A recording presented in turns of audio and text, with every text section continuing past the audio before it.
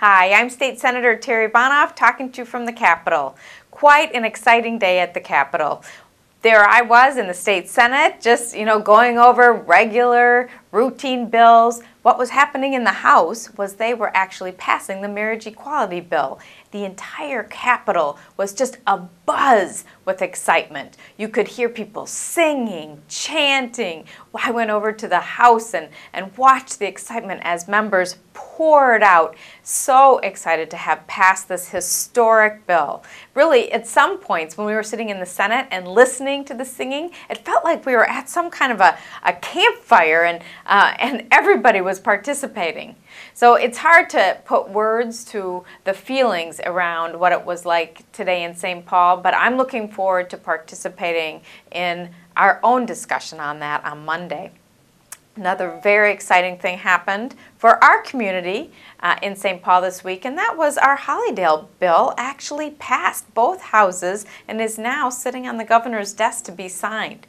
So for those of you who haven't been following this, as you recall, I discovered last summer when I was door knocking about this little section of Western Plymouth where Xcel was proposing to put the big 115K voltage power lines, big metal power lines in people's backyards.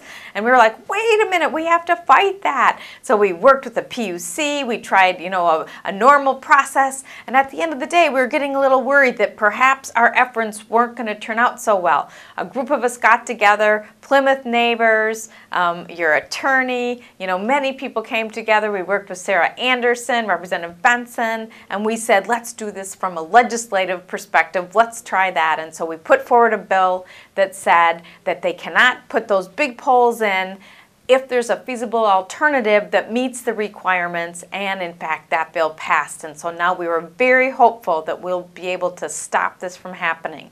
Nothing's for sure, but all signs point to certainly much more optimistic.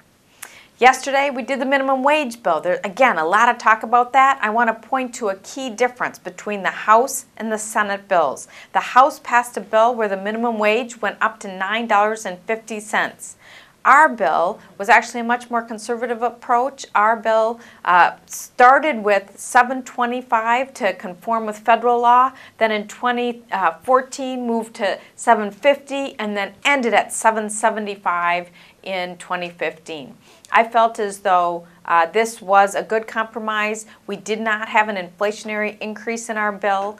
We were looking at, if it were to go higher, would there be the opportunity to have a two-tier system for the restaurant and hospitality industry, but being that ours was at $7.75, there was not that amendment put forward.